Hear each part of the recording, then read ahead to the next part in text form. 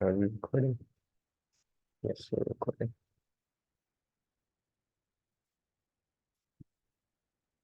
Right. We sent the slides and a Zoom link to the Slack if you want to open those up.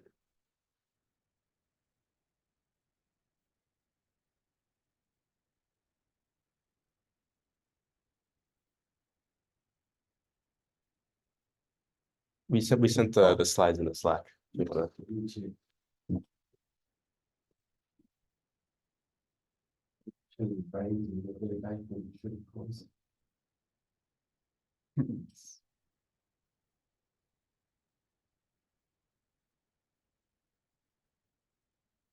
Yeah, I don't know what Slack has just got so much worse once they changed it to all the Yeah, that's fully correct. all of my Stanford organizations Yeah, are now I just still have all no clue why it did that. conglomerated together. Yeah. Like I guess maybe in the corporate setting, it doesn't make it better. No. It doesn't make it better. It doesn't make it worse, I suppose. But in the university setting, it's much worse, like significantly worse. Recording in progress. Okay, shall we start? All right, so Starting. could you turn your audio off?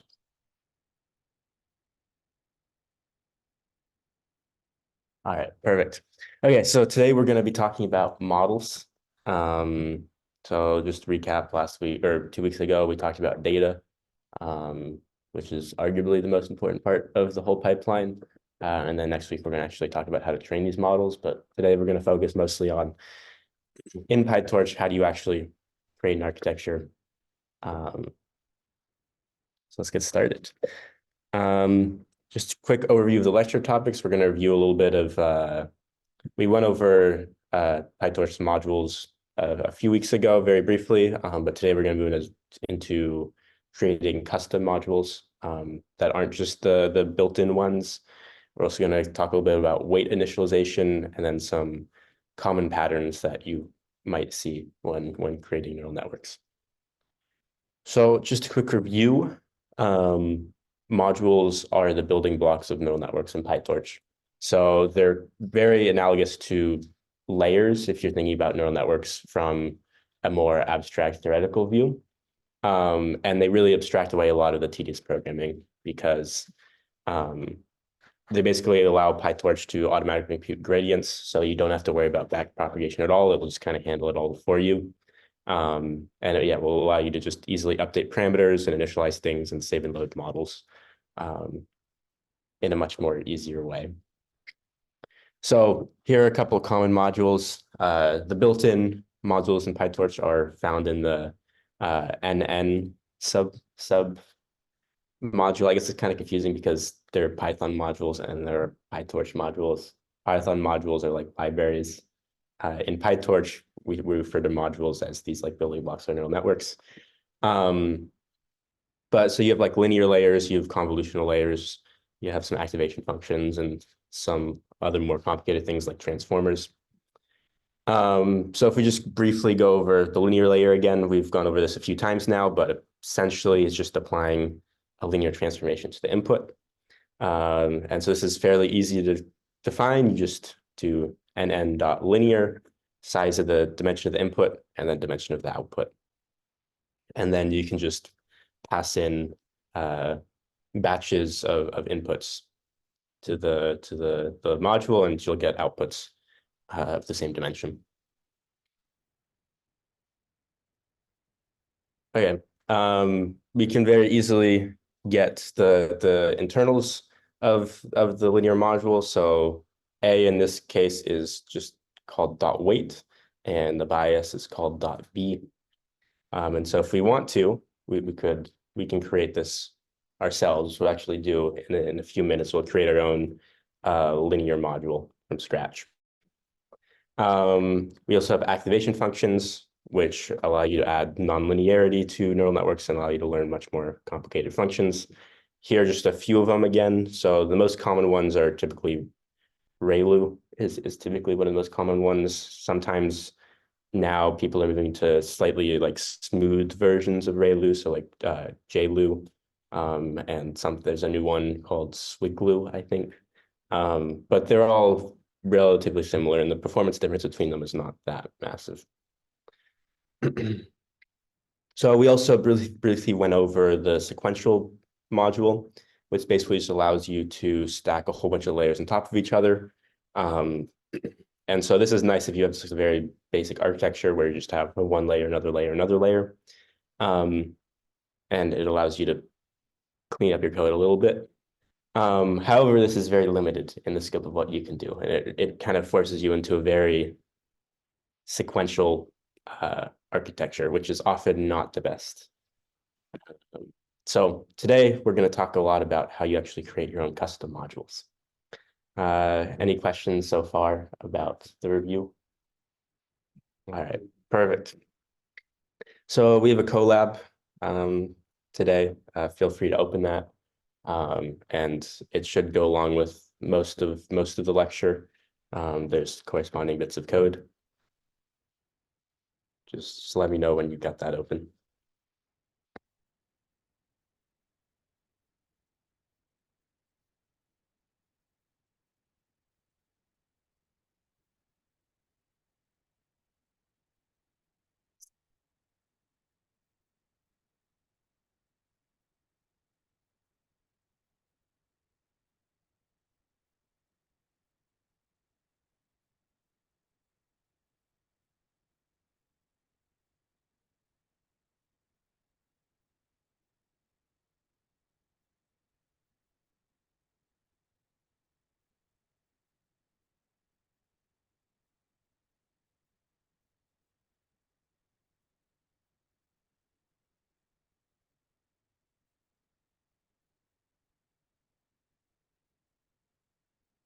Cool. All right. So custom modules are fairly easy to create. The way any module in PyTorch is going to be defined is you have some init function that basically sets up like, maybe you have a bunch of weights or parameters or things like that. And then you also have a forward method. And the forward method is essentially, it corresponds to forward propagation. So you have forward propagation and back propagation, where you kind of, that's where all of the actual hard computations occur. So it takes in some input and it gives some output. And then the nice thing about PyTorch is then it's able to automatically compute the back propagation stage for you. So you only have to define the forward method, which is very nice. So yeah, just a few of the module properties. So a module inherits from the module base class. So all modules should subclass module for composability with other modules. And so it actually works with a lot of like PyTorch's optimizers and things like that. Oftentimes you also define some sort of state in the init function. So things like the parameters for that module. And you can think of their state as just being like what values those parameters have. And those will be updated during training. You can think of that as updating the state a little bit. Not all modules are required to have a state. So this one's a little optional. And then you have to define a forward function. And then this performs the computation. And so this can really be somewhat arbitrary computation involving any number of inputs and outputs. And it's really up to you what happens in it. Is that only at the initialization or like something you have to check? The forward method? No, or yeah, so we'll see. Maybe let's get to the next slide where we're going to create our own linear layer. So here we have the initialization method. And what we're going to do is here we're going to initialize the weight and bias tensors. And so these are kind of like the state of the linear layer. And so this is like, this is what's going to be updated during training. And then all forward's doing then is just applying that linear transformation. Does that kind of answer your question? Yeah. Okay. Cool. So PyTorch has a lot of nice functionality built in. For instance, you can get all of the parameters that are defined within a module very easily by just iterating through dot named parameters. And you'll just get an iterable that just lets you loop through all of the parameters in the network or in the module along with their corresponding name. And so basically the core idea is that these modules are really like building blocks. So for instance, sequential is only useful for very simple operations, but you can compose them together in arbitrary ways. So you can basically build up higher and higher levels of abstractions. You start with like some very, very small modules and compose them together to get even bigger modules and compose those together to get even bigger modules. So here's just an example of how you might re-implement sequential. So here, all we're doing in init is we're just initializing our submodules. So in this case, a couple of linear layers and a ReLU activation function. And then what forward's doing is just passing X through all of those sequentially. But the nice thing is that we can build up these layers of abstraction. So we can create an even bigger network that then might have an instance of net from the previous slide, and perhaps another linear layer that goes in front of it. And so in this case, the forward function first applies the linear layer and then applies the larger network on top of that. Yeah, the one other thing that's useful is sometimes you want to be able to look at all of like the submodules that are defined. And so you can do that with either net.named children, which will just get the immediate submodules, or if you do net.name modules, it will get all the submodules recursively. And that's just sometimes useful if you're debugging a model or want to see what PyTorch is actually doing inside. Okay, so the kind of the bread and butter of deep learning is GPUs. And so the part of the reason why PyTorch uses these modules is it allows you to very easily move the entire network and all of its tensors and all of its parameters to a GPU or back to the CPU, and also change the underlying data format of all of those tensors. And to do it, it's very simple. All you do is just .to and then the device, and then optionally also the data type you want to store the tensors in. So for instance, if let's say you have a smaller GPU, it might be worthwhile. So I think the default is to store numbers as float 32s, but those are somewhat large. And so sometimes it might be worthwhile to like maybe use 16 bits, storage number in 16 bits. So you lose a little bit of precision, but you can now store double the number of parameters. And this is something you can do as well with .2.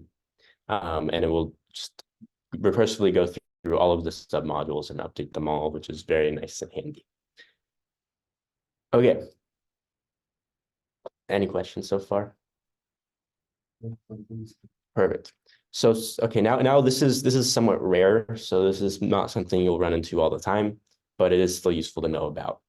So sometimes we have parameters associated with the module or a model, and they might change over time, but we don't want them to be included in backpropagation. We don't want the optimizer to update them. We want to update them ourselves. So in this case, we have a very simple example, which is just a module that keeps a running mean of the inputs and subtracts that off from the input each time. And so what we could do is we could define self.running mean as just torch.zeros, just like a tensor of zeros, and then update them in the forward method. However, if we go back a slide and we try and do like net.to and move it to the GPU or change the data type, PyTorch basically doesn't know that it's really part of the network. And so it won't actually move running mean. And then you're going to get all sorts of errors if, for instance, X is on the GPU, but running mean is on the CPU, then you can't do any computations between them because the tensors need to be on the same device. So luckily, there's a solution to this, which is buffers. And all you have to do is just change this one line where you initialized running mean and just replace it with self.register buffer, the name, and then the tensor. And that's all you have to do. Simple as that. But that's just a useful thing to know sometimes. Okay. Another subtlety with modules is sometimes they're supposed to do something different during training than during inference or during evaluation. The most infamous of these is batch norm, which is somewhat similar to this running mean example we have here, except it also keeps track of variance and it has a couple other things going on in it. But essentially, we only want to compute the running mean during training. And during inference, we want that to be fixed because we don't want the dynamics of the model to be changing when we're not explicitly trying to train it. We want it to just always do the same thing afterward. And luckily, there's a very easy way to do this in PyTorch. So modules are by default set to training mode. And you can toggle between training and evaluation modes by just doing net.train or net.eval or module.train or whatever the name of your module is. And that basically sets this self.training attribute in the module. So we see now in forward, we have this check to see if self.training, which we basically checked to see whether or not we should update the running mean.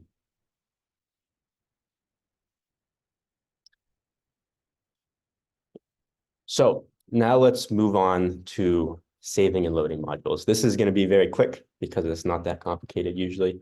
Once you've trained a model, you probably want to save it. You don't want, once you know if you ran a Python script and then it finishes, you want to be able to access the model you spent so much time training again.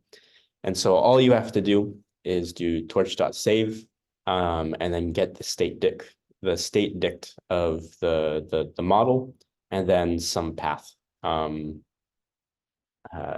to a file that you want to save it to. PyTorch uses .pt as their file extension. I guess it just stands for PyTorch. And that's just their own special file format for like the tensors and all of those things. And then to load the model, this is the slightly subtle thing that you might have some issues with, is you first have to create an instance of the model, exactly the same as it was created before. So the issue you might run into sometimes is if you train a model and then maybe you then go rewrite some of the code within the model, there's a good chance you won't then be able to load the model, the trained model back in. So the code needs to be the same, more or less. The code should be exactly the same as it was before, and you should initialize your model with the exact same parameters as before. So if you have an input size of 5 and an output size of 10, when you load in the model, you have to create an instance of that model with an input size of 5 and an output size of 10. Because basically you need all of like the tensors to already be this right size in order to load the weights from storage. But once you do that, then all you have to do is just do whatever your name of your new net is, .load state dict, and then load in the from the file that you saved to. Does that make sense? Yeah. Okay, because that I've had lots of issues with that before, where either I trained a model and then I maybe change some of the code or something like that, and then suddenly I'm not able to load the model anymore, and I get all sorts of errors. Mhm. All right. So far we learned about custom modules and how we can build that. And now let's start thinking about how we can sort of initialize the weight before we even start training. And what we do if we want to start with weights that someone else already trained and we just want to build on top of that. So this is called pre-trained weights. So let's get started. So first question, before we get started with this, is what happens if we initialize all weights in the neural network to 0 before we start? So imagine you have some data set and you're training a neural network and you have all your weights set to 0. So then what will happen to what would happen during training as you do back propagation, forward propagation, things like that? Exactly. There you go. Yeah. So what happens is if always your initialize is 0, every neuron will basically start with the same weights and will give identical signal. And this means that when we do back propagation, like you said, we'll have sort of the same error signals will propagate, and this will lead to the same weight updates. And this means basically that you can't learn.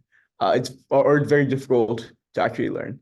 And so the weights that you start off with actually matter quite a bit in a neural network. So as a rule of thumb, don't initialize all your weights to be 0, or don't initialize all your weights to be like a same number in general. So another problem that we see with this gradient is the following, something called the vanishing gradient problem. So in deep neural networks, which are neural networks with many layers, so you can think like 30 or even like 60 layers for a huge neural network. We see that, so if you think of back propagation, you start with the output layer, and then you sort of back propagate your gradients backwards. And so let's say you have 60 layers, maybe in like layer 2 or something, what you'll see is that the gradients become really small. Like basically if like almost like 0. And this basically means that it's because the gradient signal isn't really sent back to a layer which is in the beginning, you get very poor performing models, and you don't get much signal sent there. And so this is sort of a vanishing gradient problem here, that when you have layers closer to the input layer, the gradient is almost 0, and this leads to a lack of learning. And this is something that is very problematic because sort of the magic of neural networks happens when we have a lot of layers. And so if we aren't able to learn when we have a bunch of layers, this is problematic, and this really limits the power of neural networks. So we saw 2 issues so far. If you start with weights which are all the same, then you can't learn. If you if you have a very deep neural network, you also can't learn very well because of this vanishing gradient problem.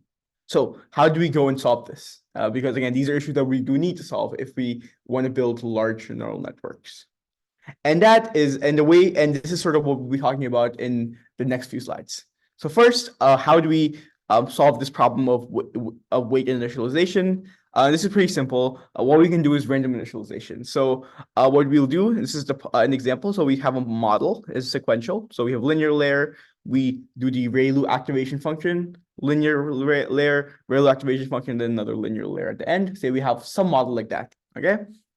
What we can do is we can use the apply function here, which basically applies this to all the weights.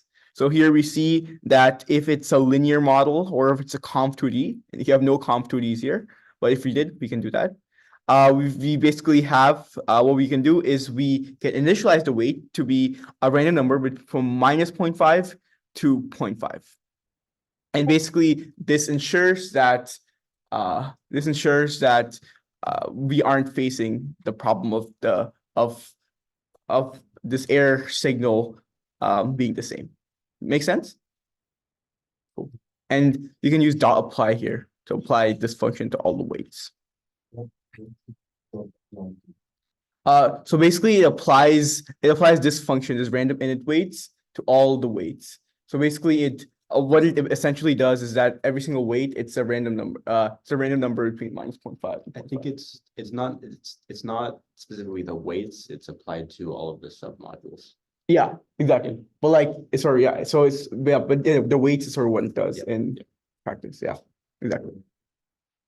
So next, let's learn about heat initialization. So this is made by a Chinese researcher called Kaiming He, and he's really interested in solving the vanishing gradient problem. And so it turns out that even if you have sort of this random initialization here, you still sort of face vanishing gradient problem, and it doesn't really solve it. But if you use this initialization, where you sample your weights to be some uniform distribution, which between minus root 6 over the square root of nj plus 1, and nj is just the number of sort of nodes in the jth layer. And then you sort of have this, then it tackles this vanishing gradient problem a bit. So again, similar here. What we do is we have a model. We can apply this over here. And yeah, what it basically does is, again, it takes the weights and then it applies basically this to it. And like you said, it's a submodules really, but you can think about it basically as the weights being initialized as such. And and later on in the lecture, we'll learn about another thing that he did that helps address this vanishing gradient problem even more than this initialization, which does help a bit. So let's move on. Pre-trained models. So far, I guess what we've talked about is weight initialization, how we can initialize it smartly so you don't have this problem where you can't learn, and some steps on how we can mitigate this vanishing gradient problem. But in real world applications, you very frequently want to use a neural network, which is already trained on a very large data set as a starting point for a specific task. So the idea sort of is that you have this neural network, has a lot of knowledge about the world. Say it's trained on the ImageNet data set, for example, which has a bunch of images, right? Then maybe it understands cats and dogs just by default. Maybe it understands just some very basic stuff. And for your application, say you can just continue training from where they left off on the very large data set. Saves you a lot of time. So for example, let's say you wanted to train a model to identify if a sentence is from Shakespeare or Taylor Swift. For example, this is a toy example. You would probably not want to start off with a neural network with like random weights, for example. Again, because you would ideally want to start off with a neural network that understands English vocabulary and syntax that someone else already trained for you, and you would sort of go from there instead of starting off just with random weights. So how do you do that in PyTorch? And for this, I'll be using this library called Transformers. So Transformers is this library from Hugging Face, which really, and when you're using pre-trained models, this is a very good library to use. It sort of encapsulates like all the stuff that you would need, and it's much easier to use than just starting with PyTorch and doing all of this on your own. So it sort of writes all the code, a lot of the code for you.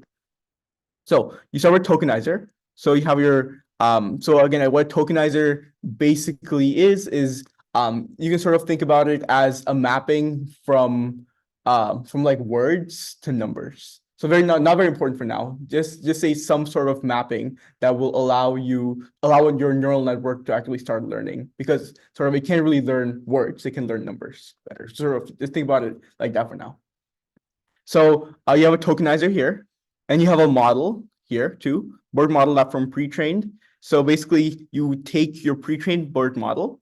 And what's BERT? BERT's basically, you can think about it as it's a pre-trained language model made by Google many years ago. And it's still used pretty widely today. So you have a model. And now you have this data set.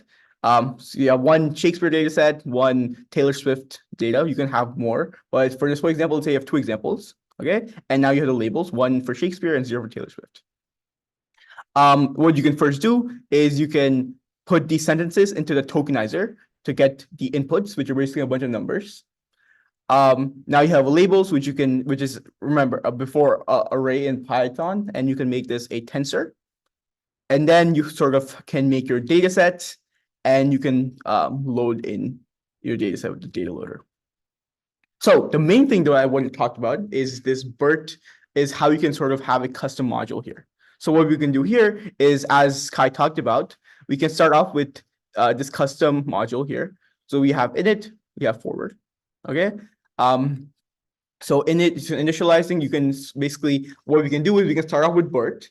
And then after we have this BERT thing, which understands your language really well, you can add a linear layer on top of this BERT layer. So basically this, so when you think about the output of the BERT layer, you can take it as input to a linear layer. And then the output of that will just be if the sentence is a sentence of Taylor Swift or a sentence of Shakespeare. Okay. So after BERT, you have BERT model and the classifier here, which is n in the linear. And now sort of how your forward propagation would work is you would first pass in your input IDs and this thing called attention mask. The attention mask basically is so it's not very important for now, but just think about it as when you're when you're sort of attending let me think how I can explain this. So it's not very important, and if you want, I can explain this more in more depth later on. But just think about it as some sort of input. Okay, so you have your outputs, and you pass this into this BERT model, and then you take the last hidden state, okay, of this BERT model, and then you can put this last hidden state into the classifier. Okay, so you can get the logit values. Okay, so basically logit values are the values that you get before you actually convert it into like probability values. Okay, think about it that way as what logit is. Cool. This is just linear classifier Yeah, from the output. So, exactly. That's exactly what it is. Yes. so it's a very simple model.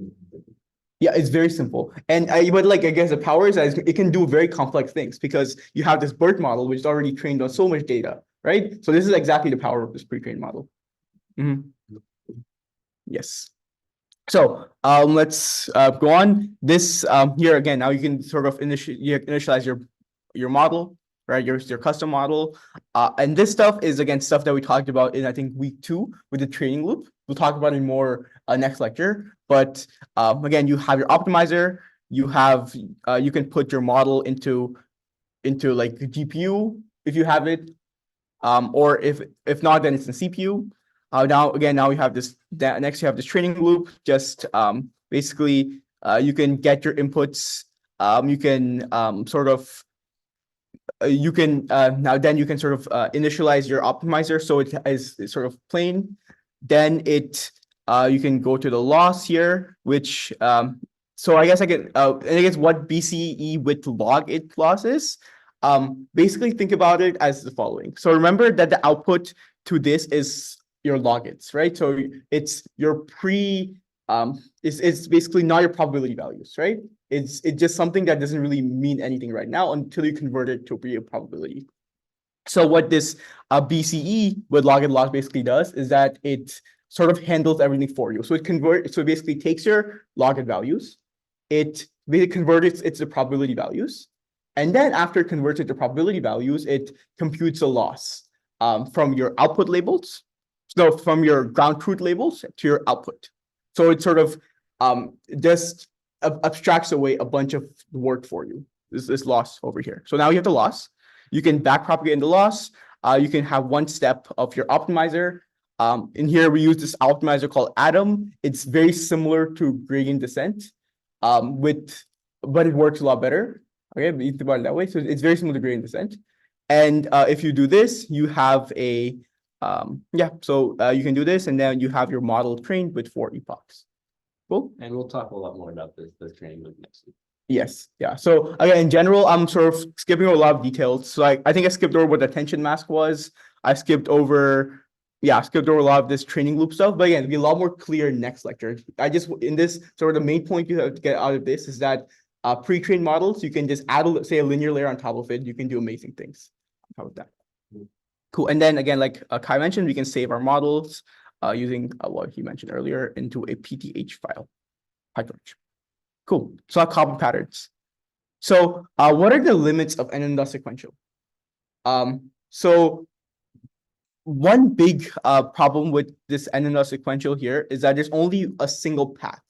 So each module must directly feed into the next. So that's sort of the inherent limitation of this torch, this n sequential, right?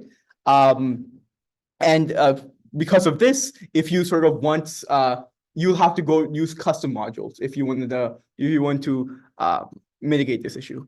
Similarly, there's static flow. There cannot be conditions or variations in the path based on input data. And so say you have this particular input data, you can't go through this one path versus the other. So that's not really something that sequential supports. Again, similarly, there's no dynamic modification. So once defined, you can't like adapt your like your network during runtime. So that's a big limitations of NNL sequential, and you can use custom modules for the most part to help address a few of these issues. So so I guess one example of something that that you can do here is ResNets. Yeah, I know. I think 10 more minutes. Yeah, sounds good. I think we started like a little bit later. So yeah. So ResNets. So remember from a little bit earlier, we talked about the vanishing gradient problem, and you mentioned how we can initialize your weights in a kind of smart way. You can do this to mitigate it. However, the same guy actually who came up with this sort of wanted to do more than just initialize the weights better. So the same person who came up with that also came up with this thing called ResNets, which help mitigate this problem a lot more. So this ResNet is a fundamental change to your neural network architecture to help address this vanishing gradient problem. So in 2015, Kaiming he introduced ResNets. And basically ResNets utilize this thing called skip connections to jump over some layers. So this diagram illustrates this a lot more. So say you have your input, X. You can pass this through a convolutional layer, a batch normal layer, a ReLU layer, and all of this.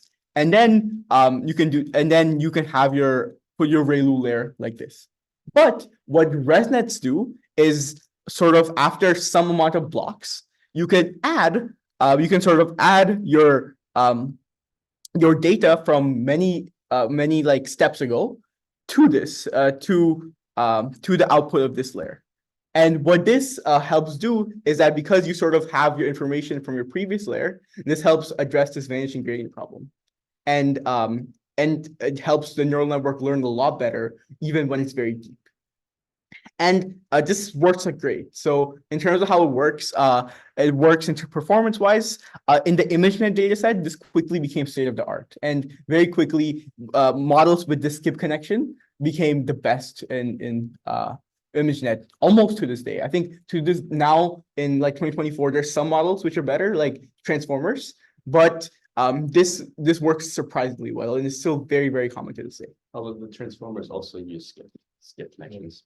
Yeah, exactly. Yes. So yeah, so this architecture over here where you sort of use a convolutional layer with skip connections like here works great as well. And again, also state of the art until very recently. Cool.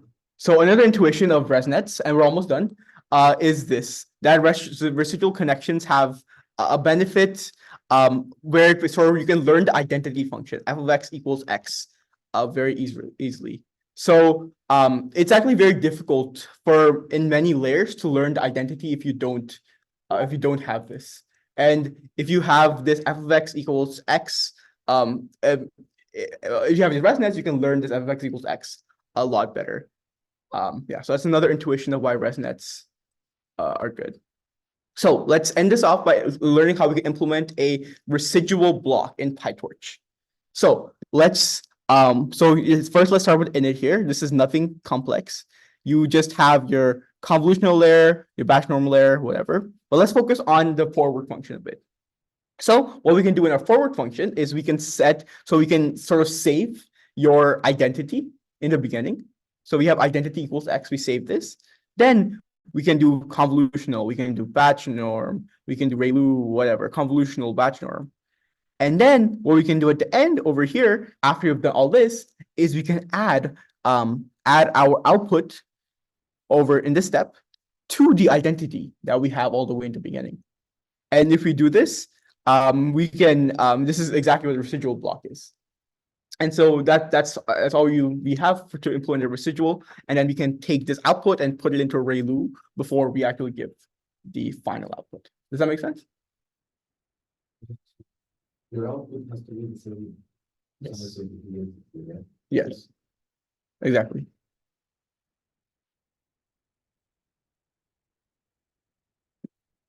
Yes. So I guess another example I have was a graph neural network. Again, since we're out of time, I'll probably skip it unless this is something that you want as well.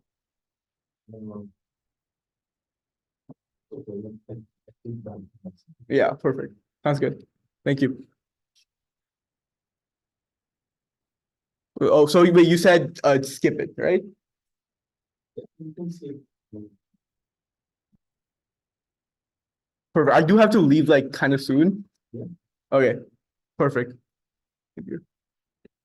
But yeah, maybe I can just like record the thing.